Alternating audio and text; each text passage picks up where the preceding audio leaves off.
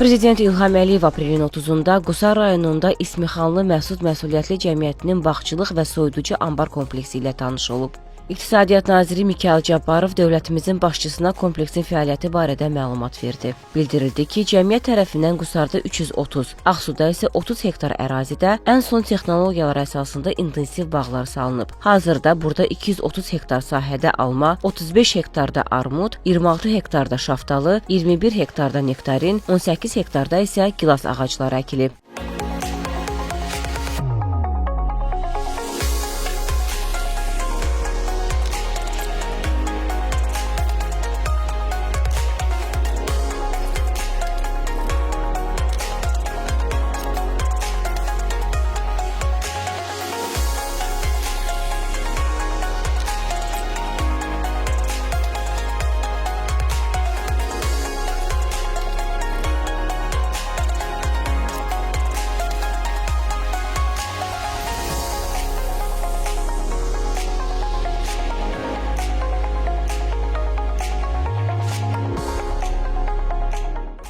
Bu cür bağların salınması kənd təsərrüfatı təyinatlı torpaqlardan maksimum səmərəli istifadəyə və yüksək məhsuldarlıq əldə etməyə imkan verir.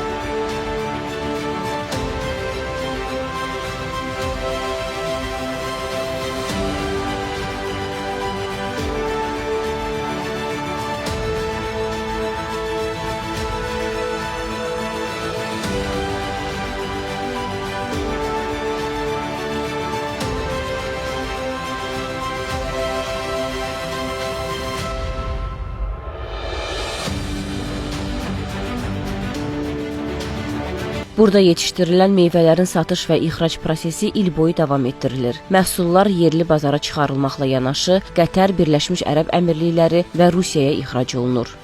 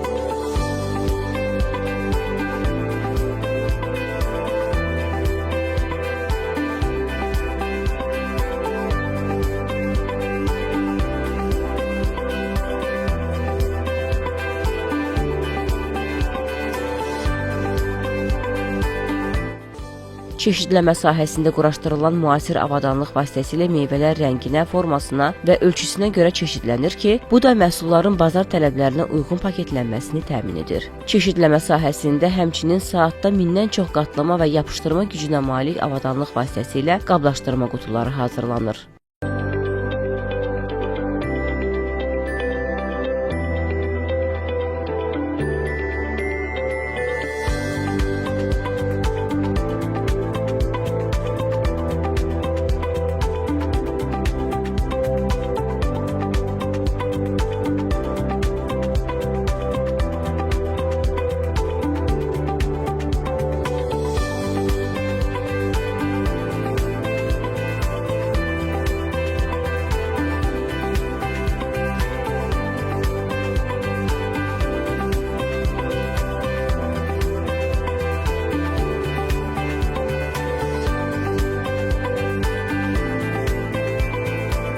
Soyuducu anbar kompleksi 2023-cü ilin oktyabrında istifadəyə verilib.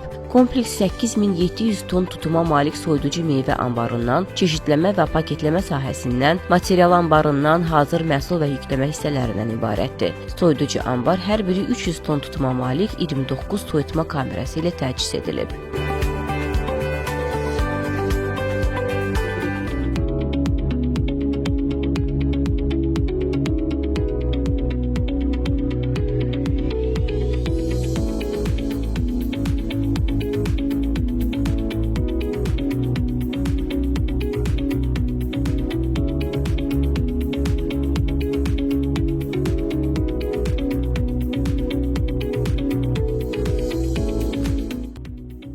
Layihə dəyəri 18 milyon manat olan İsmixanlı bağçılıq və soyuducu anbar kompleksində 270 nəfər daimi, 400 nəfər isə mövsümi işlə təmin olunub.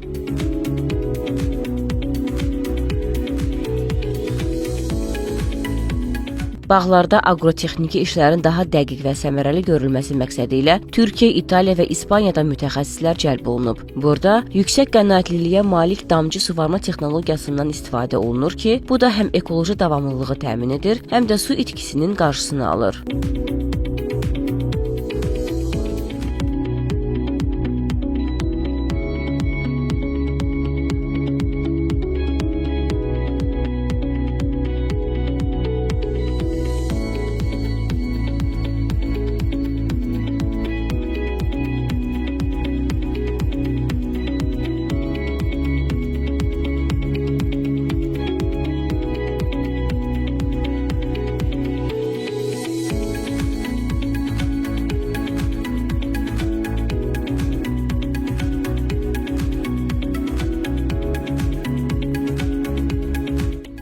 Təsərrüfatın texnika parkı dünyanın aparıcı şirkətlərinin müasir avadanlıqları ilə təchiz olunub.